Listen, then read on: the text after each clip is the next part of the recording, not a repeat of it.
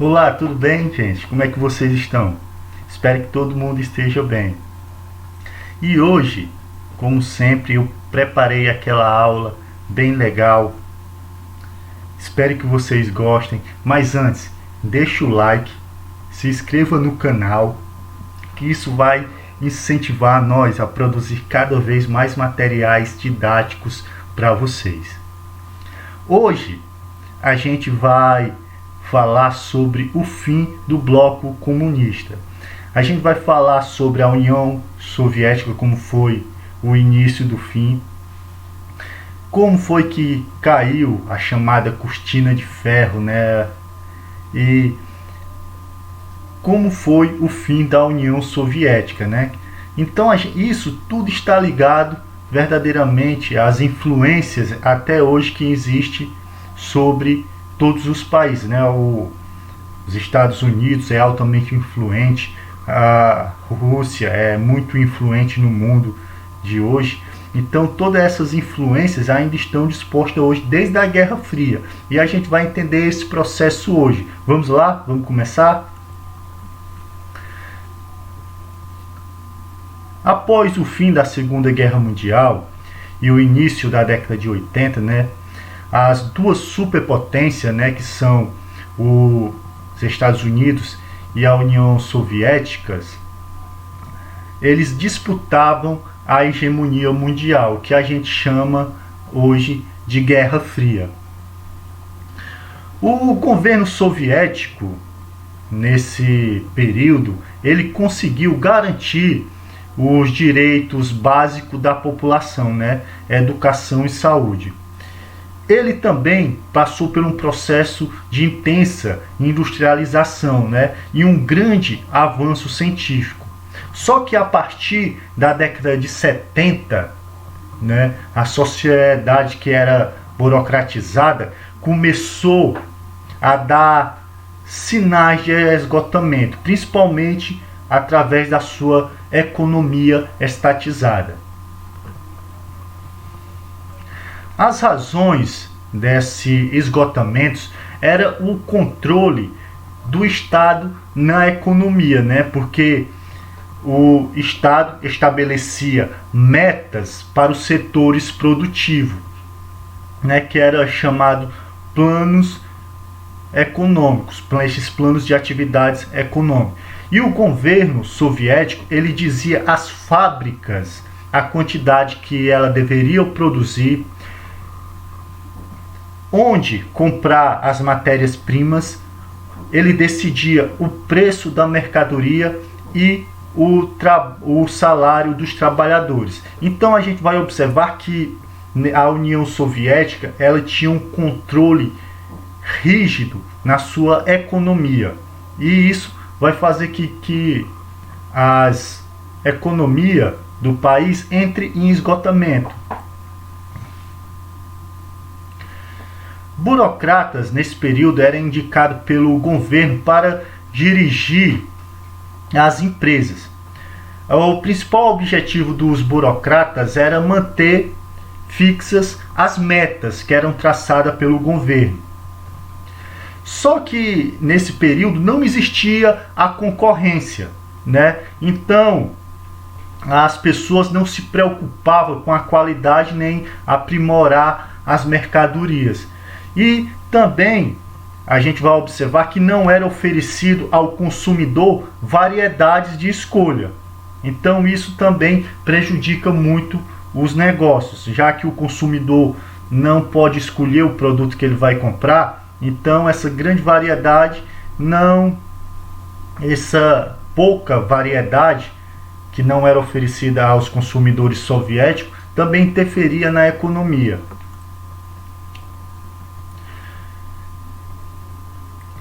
Na década de 70, enquanto os países capitalistas, né, tinham grandes avanços tecnológicos nas áreas de informática, microeletrônica, biotecnologia, telecomunicações, as indústrias soviéticas não conseguiram acompanhar o desenvolvimento dos países capitalistas.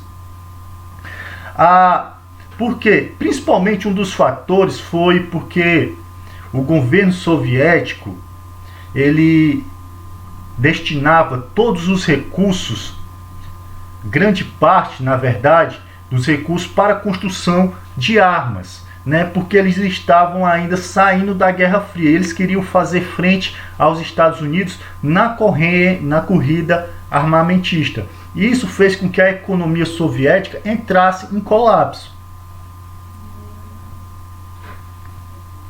Além disso, as fábricas não eram capazes de atingir as metas. E muitas das fábricas apresentavam estatística falsa, afirmando que tinha alcançado o objetivo, né? Mas eram, na verdade, falsas estatísticas. Os dados oficiais, né, que era tido pelo governo, mostravam um avanço na produção, mas enquanto isso, a verdade era visto nas lojas, porque faltava mercadoria, as gândulas dos mercados estavam vazios. E aí a gente vai observar que quando aparecia um produto se formavam filas intensas para comprar aquela mercadoria. A crise não foi sentida apenas na indústria, mas foi sentida também no campo agrícola, né? Porque a agricultura não foi capaz de garantir o sustento da população soviética e o governo começou a importar alimento. Também, nesse período, existia uma corrupção muito grande no governo soviético, né? E nesse período só existia um partido, que era o Partido Comunista, e ele era o único que existia e atuava politicamente. Também, o que afetou, verdadeiramente fez acentuar-se a crise, foi o grande gasto para manter as tropas no Afeganistão, que os gastos militares nesse período da União Soviética eram muito altos, com a fabricação de armas e para manter as tropas no Afeganistão. E isso vai fazer com que a crise econômica aumente. Para tirar verdadeiramente a União da crise, Gorbachev ele vai propor um plano, né, que ele vai promover mudanças políticas, tanto interna como externa no país, o que ele vai chamar de perestroika, né, ou restauração, que tinha verdadeiramente o objetivo de descentralizar a economia do país, né, e garantir a reforma econômica. A gente lembra que a economia do país era uma economia burocrata estatizada, né? Tudo era do governo. A partir daqui ele descentralizou o poder que o governo tinha de interferir verdadeiramente na economia do país e também nas indústrias. Isso vai fazer com que tenha uma abertura e o crescimento retorne. Gorbachev ele vai começar, inclusive, a cortar os recursos para a fabricação de arma, né? E vai fazer um acordo com os Estados Unidos e vai tirar as suas tropas do Afeganistão em 1989. E aí vai começar a surgir alguma melhoria econômica, mas a gente vai ver que ainda não foi o suficiente. Mas mesmo assim, nesse período começou a haver empresas privadas a se instalarem na União Soviética, grandes multinacionais, a Bolsa de Valores foi aberta, começou a surgir lojas privadas que até então era inexistente. E aí os soviéticos nesse período começaram a entrar em contato com o mercado consumista. E eles começaram inclusive a adquirir roupas importadas. E inclusive no país começou a ter o fast food, né, que era a refeição rápida, muito conhecido nos países capitalistas.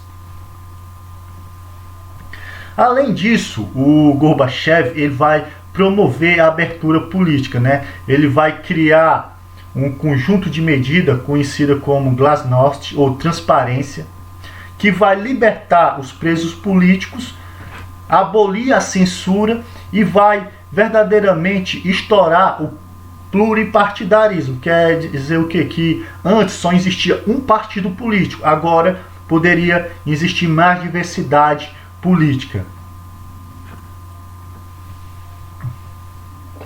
Essas mudanças que ocorreram na União Soviética vai ser muito significativa e muito positiva.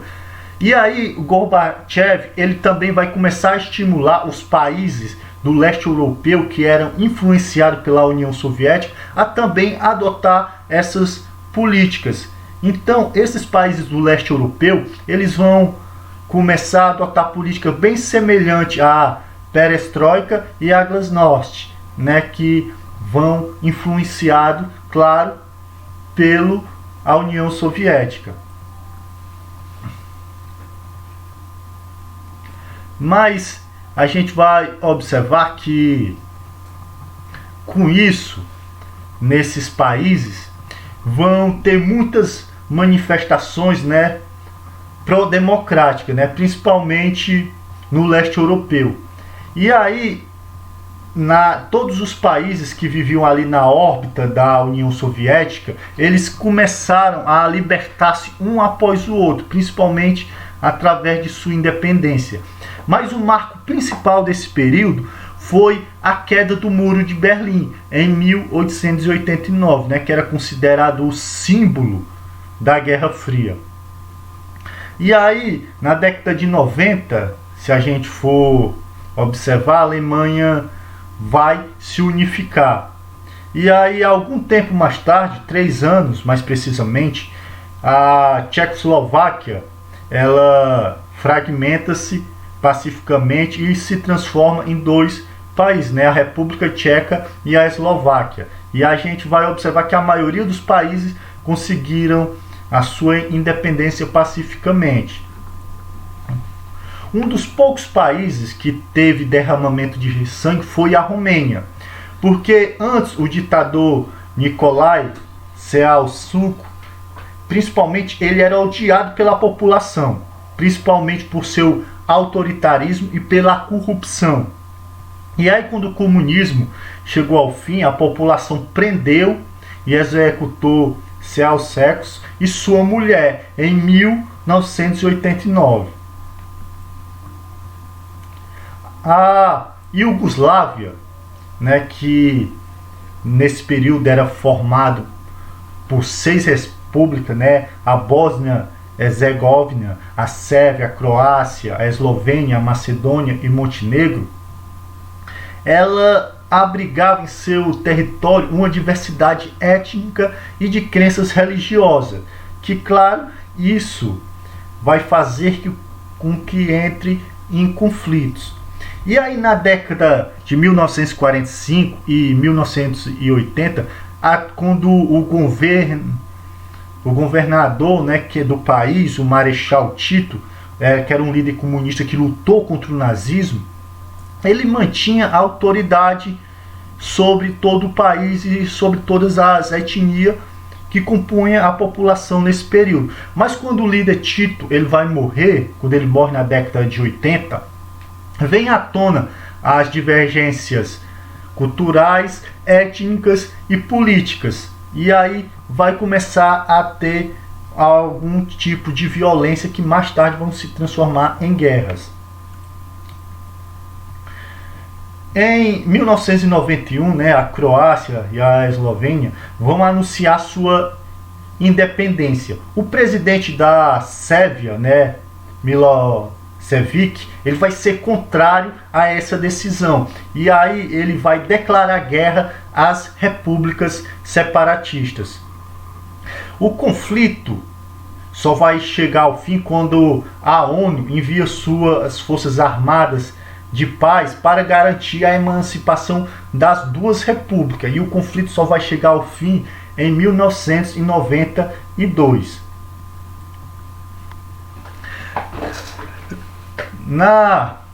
Ainda, né, em 1991, a Bósnia-Herzegovina e a Macedônia também vão anunciar a sua emancipação, né?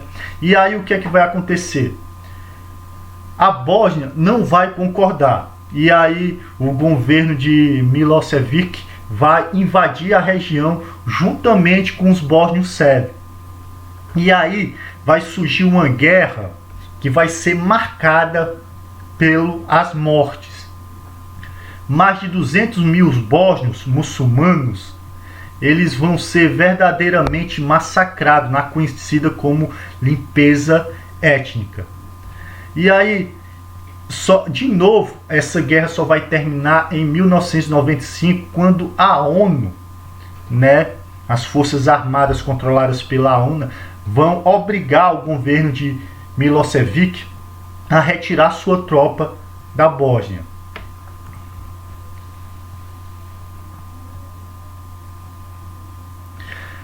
A Iugoslávia, ela retira-se apenas a República Sérvia e Montenegro, né? E aí o que é que vai acontecer? A Sérvia, ela vai reivindicar sua independência. E aí vai ter início uma guerra civil, a pior de todas as guerras. E aí o que é que vai acontecer? Nessa guerra civil, a população albanesa vai ser massacrada totalmente. E aí, de novo, verdadeiramente, o conflito só vai chegar ao fim quando a OTAN e as forças armadas dos Estados Unidos vão entrar no conflito, né? E aí esse massacre, essa guerra civil vai chegar ao fim. Kosovo também ele vai ficar sob a administração da ONU, só que ele vai ter um governo próprio e um parlamento, né? Em 2001, Milošević ele vai ser preso, vai ser extraditado para a Holanda e ele vai ser julgado pelo Tribunal Internacional de Haia sobre a acusação de genocídio, né, que é um crime contra a humanidade. As repúblicas, né, remanescentes, elas vão se unificar e formar a então Sérvia e Montenegro, né? E aí, em 2008, o primeiro-ministro Hashim Thaçi anuncia a independência de Kosovo. Gorbachev, ele abriu a economia soviética para o mercado mundial, né? Mas, mesmo assim, o produto interno bruto e a renda per capita caíram. Por exemplo, a dívida externa do país dobrou. A inflação chegou a 100% em um ano, né? E aí a popularidade do líder soviético começou a cair. Em agosto de 1991, né, o Partido Comunista ele vai se juntar com os militares, vão tentar dar um golpe de Estado e restaurar o socialismo burocrático, né? Eles vão afastar Gorbachev do poder, mas a população vai protestar nas ruas contra o golpe de Estado. Então, os golpistas vão recuar. Com a fracassada tentativa de golpe de Estado, né, as repúblicas bálticas, as Letônia, a Estônia e a Lituânia, vão declarar sua independência. Em dezembro de 1991, né, o presidente da Rússia, da Ucrânia e da Bielorrússia, eles vão criar a Comunidade de Estados Independentes, CEI. E antes, verdadeiramente, que a União Soviética chegasse ao fim, o Gorbachev vai renunciar à presidência e aí declarou extinta a União Soviética.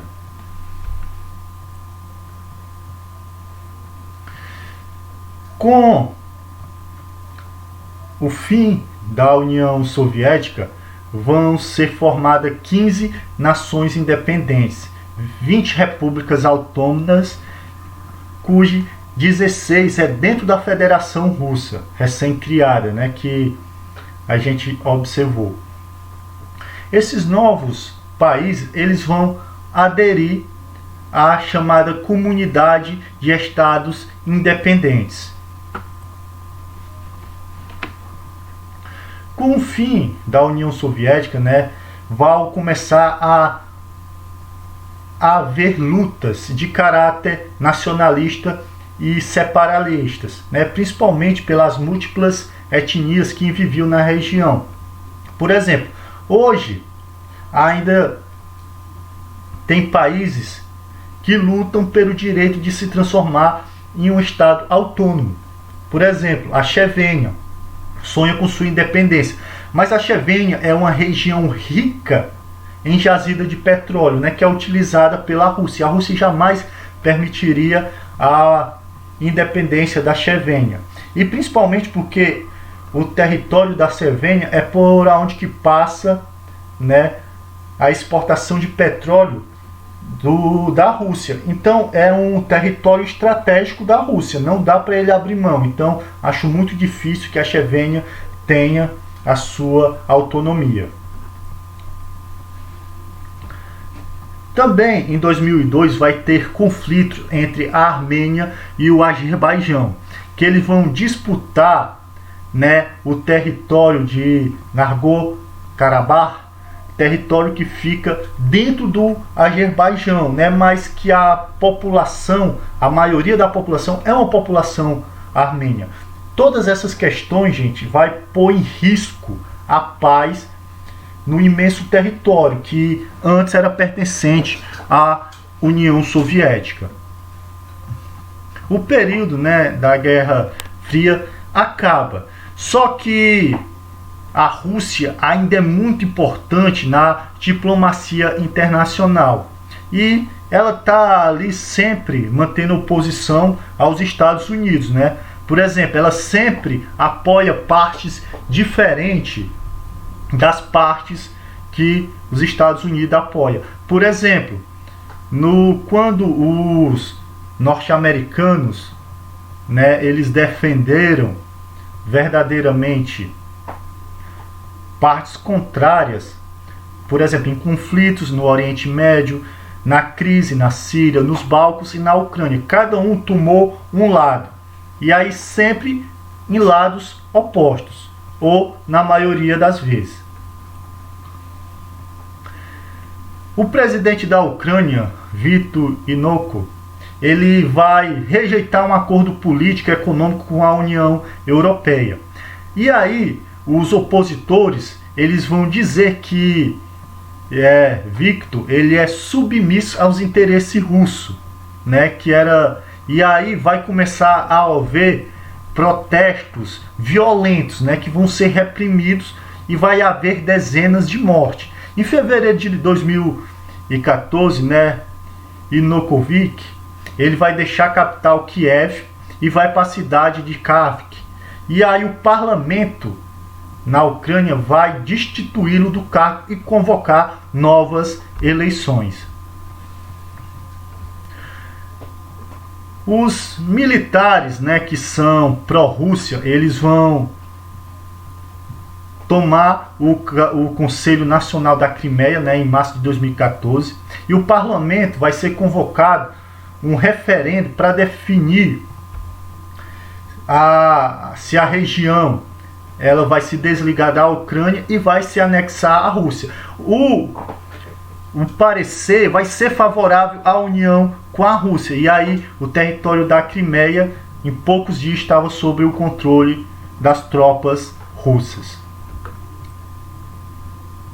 A crise na Síria, por exemplo, em 2011, na chamada Primavera Árabe, vai se transformar numa guerra brutal envolvendo as superpotências globais e também as regionais, né? Entre elas vai lá estar sempre a Rússia e os Estados Unidos, né? A Rússia entrou no conflito do lado, juntamente com o Irã, a favor do presidente ditador. E os grupos terroristas, né, o Hezbollah e a Al-Qaeda, vão entrar na guerra para tomar o poder. Em 2014, né, os Estados Unidos passou a promover vários ataques, né, e a promover, em oposição ao presidente, bombardeio contra os extremistas. E aí, em 2015, os Estados Unidos e a Rússia vão assinar um acordo de cessar-fogo. Mas a Rússia, ela vai conseguir o objetivo, que o objetivo dela é estabelecer uma influência na região. E ela vai conseguir. Mas a gente vai observar que esse conflito, né, na Síria, que não vai ser resolvido, uma situação tão rápida, vai gerar 240 mil mortes, horrível, principalmente 12 mil crianças. Isso é muito horrível. Esses conflitos matam muito mais pessoas inocentes do que verdadeiramente os culpados. Nossa aula está chegando ao fim, gente. Quero agradecer a vocês essa participação. Eu me sinto muito bem em dar aula para vocês. Isso é uma forma, inclusive, de eu me sentir mais próximo de vocês através desses vídeos. Queria que a gente tivesse presencial, né, para a gente conversar, para a gente debater, mas hoje eu estou criando fóruns, eu estou criando atividades no Google Sala de Aula, que a gente debate, que a gente conversa, e isso é muito bom. Então, eu quero que vocês continuem a estudar. Eu estou vendo o avançar de muitos alunos, como estão avançando nesse período, em meio a essas dificuldades, e isso é maravilhoso. Eu só tenho a parabenizar a vocês, gente. Parabéns pela força, pelo empenho de vocês. E também quero lembrar, né? Deixa o like aí, se inscreva no canal, que isso vai me incentivar a produzir mais vídeos para vocês. Eu quero apenas, gente, dizer uma boa semana para vocês, tá certo? Estudem, que o futuro de vocês será maravilhoso. Até mais, gente. Tchau.